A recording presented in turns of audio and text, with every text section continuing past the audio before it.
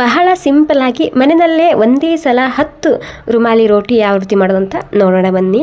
ಹೊಸ ವಿಧಾನದಲ್ಲಿ ಮಾಡಿ ತೋರಿಸ್ತಿದ್ದೀನಿ.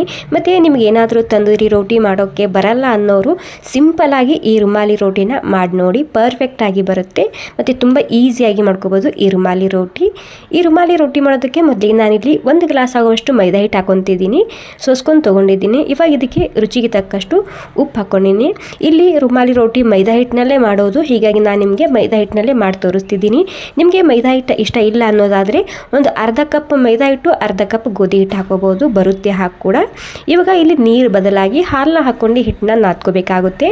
ಎಲ್ಲ ಹಾಲ ಒಮ್ಮೆನೇ ಹಾಕೋಕ್ಕೆ ಹೋಗಬಾರ್ದು, ಹಾಲನ್ನ ಸ್ವಲ್ಪ ಸ್ವಲ್ಪನೇ ಹಾಕೋಂತ ನಾರ್ಮಲಾಗಿ ಚಪಾತಿ ಹಿಟ್ಟು ನಾದ್ಕೊತೀವಿ ನೋಡಿ, ಅದೇ ರೀತಿಯಾಗಿ ನಾದ್ಕೋಬೇಕು ಅಷ್ಟೇ.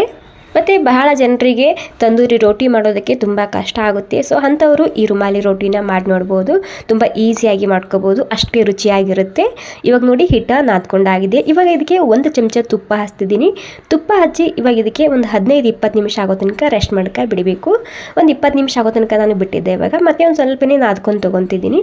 ಇವಾಗ ಏನಿಲ್ಲ, ಇಲ್ಲಿ ನಾನು ಕಪ್ನಲ್ಲಿ ತುಪ್ಪನ ಮೆಲ್ಟ್ ಮಾಡ್ಕೊಂಡು ತೊಗೊಂಡಿದ್ದೀನಿ. ಸೊ ಇವಾಗ ಎಲ್ಲನೂ ಒಂದೇ ಸಲ ನಾನಿಲ್ಲಿ ಉಳ್ಳಿ ಮಾಡಿ ಇಟ್ಕೊತಿದ್ದೀನಿ. ಪೂರಿಗಿಂತ ಒಂದು ಸ್ವಲ್ಪ ಹಿಟ್ಟು ಜಾಸ್ತಿ ಹಿಡಿಬೇಕು, ಆ ರೀತಿ ಹಿಡ್ಕೊಳ್ಳಿ. ಚಪಾತಿಗಿಂತ ಒಂದು ಸ್ವಲ್ಪ ಕಮ್ಮಿ, ಆ ರೀತಿ ಇರಲಿ ಹಿಟ್ಟು. ಇವಾಗ ನೋಡಿ ಎಲ್ಲನೂ ನಾನು ಟೋಟಲಾಗಿ ಇಲ್ಲಿ ಮಾಡಿಟ್ಕೊಂಡಾಗಿದೆ. ಸರಿ ಸುಮಾರು ಒಂದು 8ರಿಂದ 10 ರುಮಾಲಿ ರೋಟಿನ ರೆಡಿ ಮಾಡ್ಕೋಬೋದು 1 ಗ್ಲಾಸ್ ಮೈದಾ ಹಿಟ್ಟಲ್ಲಿ. ಇಲ್ಲಿ ನಾನು ಒಣ ಹಿಟ್ಟು ಮೈದಾ ಹಿಟ್ಟೇ ತೊಗೊಂಡಿದ್ದೀನಿ. ಸೊ ಇವಾಗ ಏನಿಲ್ಲ, ಎಲ್ಲನೂ ಒಂದೇ ಸೈಜ್ನಲ್ಲಿ ರೌಂಡಾಗಿ ಲಟ್ಟಿಸ್ಕೊಂಡು ತೊಗೋಬೇಕು. ಪೂರಿ ಯಾವ ಸೈಜಿಂದ ಇರುತ್ತೆ ನೋಡಿ, ಅದೇ ಸೈಜ್ನಲ್ಲಿ ಇದನ್ನು ನಾನು ಲಟ್ಟಿಸ್ಕೊಂಡು ತೊಗೊತಿದ್ದೀನಿ. ಅಂದರೆ ಟೋಟಲ್ ನಾನಿಲ್ಲಿ 8 ರುಮಾಲಿ ರೋಟಿ ರೆಡಿ ಮಾಡ್ಕೊಂಡಿದ್ದಲ್ವ, ಸೊ 8 ನಾನು ಇಲ್ಲಿ ಒಂದೇ ಸಲ ಲಟ್ಟಿಸ್ಕೊಂಡು ತೊಗೊತಿದ್ದೀನಿ. ನೀವು ಬಿಗಿನರ್ಸ್ ಇದ್ದರೆ ಒಂದು 4ರಿಂದ 5 ರುಮಾಲಿ ರೋಟಿನ ಒಮ್ಮೆನೇ ಮಾಡ್ಕೋಬೋದು. ಸೊ ಬರುತ್ತೆ ಅನ್ನೋದಾದರೆ ಎಲ್ಲನೂ ಈ ರೀತಿ ಒಮ್ಮೆನೇ ರೆಡಿ ಮಾಡಿ ಇಟ್ಕೋಬೋದು. ಇವಾಗ ನೋಡಿ ನಾನಿಲ್ಲಿ ಟೋಟಲಾಗಿ 8 ರೊಟ್ಟಿನ ರೆಡಿ ಮಾಡಿ ಇಟ್ಕೊಂಡಿನಿ. ಇಲ್ಲಿ ತುಪ್ಪ ಹಚ್ತಿದ್ದೀನಿ. ತುಪ್ಪ ಮತ್ತು ಹಿಟ್ಟನ್ನ ಹಚ್ಚಿ ಈ ರೀತಿ ಒಂದ್ರ ಮೇಲೆ ಇಟ್ಕೊತಾ ಬರಬೇಕಾಗುತ್ತೆ. ಸೊ ಮತ್ತೆ ತುಪ್ಪ ಮತ್ತು ಹಿಟ್ಟನ್ನ ಹಚ್ಚಿ ಮತ್ತೆ ಒಂದು ರೊಟ್ಟಿ ಇಡ್ತಿದ್ದೀನಿ. ಅಂದರೆ ಇದನ್ನೇ ರಿಪೀಟ್ ಮಾಡ್ಕೊತಾ ಹೋಗಬೇಕು. ಸೊ ಮೊದಲೇ ಹೇಳಿದಾಗೆ ನೀವು ಬಿಗಿನರ್ಸ್ ಇದ್ದರೆ ಒಂದು 4-5 ಮಾತ್ರ ಇಟ್ಕೊಂಡು ಮಾಡ್ಕೊಳ್ಳಿ, ಪರ್ಫೆಕ್ಟಾಗಿ ಬರುತ್ತೆ.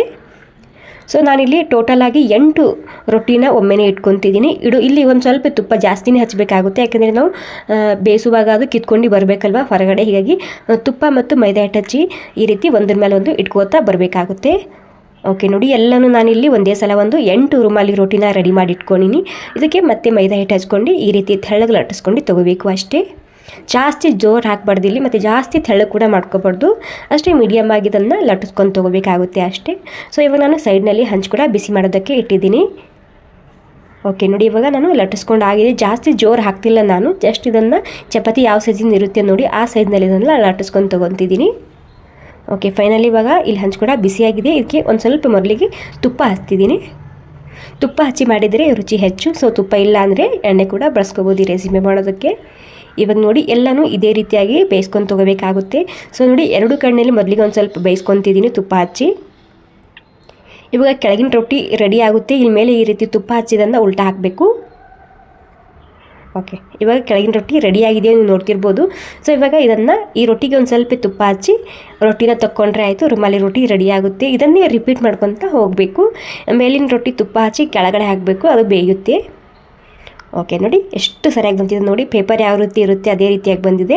ಸೊ ಇವಾಗ ರೊಟ್ಟಿ ತಗೊಂಡು ಮತ್ತೆ ಇದಕ್ಕೆ ತುಪ್ಪನ ಹಚ್ತಿದ್ದೀನಿ. ತುಪ್ಪ ಹಚ್ಚಿ ಇದನ್ನು ಕೆಳಗಡೆ ಹಾಕ್ತಿದ್ದೀನಿ. ಓಕೆ ನೋಡಿ ಕೆಳಗಿನ ರೊಟ್ಟಿ ಕೂಡ ರೆಡಿಯಾಗಿದೆ, ನೀವು ನೋಡ್ತಿರ್ಬೋದು. ಅಂದರೆ ಒಂದು ತಗೊಂಡು ತುಪ್ಪನ ಹಚ್ಚಿ ಉಲ್ಟಾನ ಹಾಕ್ಕೊಂತ ಹೋದರೆ ಆಯಿತು. ಇದನ್ನೇ ರಿಪೀಟ್ ಮಾಡ್ಕೊತ ಹೋಗಬೇಕು ಅಷ್ಟೇ. ಸೊ ನೋಡಿ ರೊಟ್ಟಿ ತಗೊಂಡು ಮತ್ತೆ ತುಪ್ಪ ಹಚ್ತಿದ್ದೀನಿ. ಓಕೆ ನೋಡಿ ತುಪ್ಪ ಹಚ್ಚಿ ಕೆಳಗಿನ ರೊಟ್ಟಿ ಮತ್ತೆ ರೆಡಿ ಆಗಿರುತ್ತೆ. ಇವಾಗ ಇದನ್ನು ತಗೋಬೇಕು ಅಷ್ಟೇ. ಅಂದರೆ ಪೂರ್ತಿಯಾಗಿ ಇದೇ ರೀತಿ ನೀವು ರಿಪೀಟ್ ಮಾಡ್ಕೊತಾ ಹೋಗಬೇಕು ಅಷ್ಟೇ. ಮತ್ತು ಏನಾದರೂ ಕನ್ಫ್ಯೂಷನ್ ಇತ್ತಂದರೆ ನೀವು ಕಮೆಂಟ್ ಮಾಡಿ ಕೇಳ್ಬೋದು.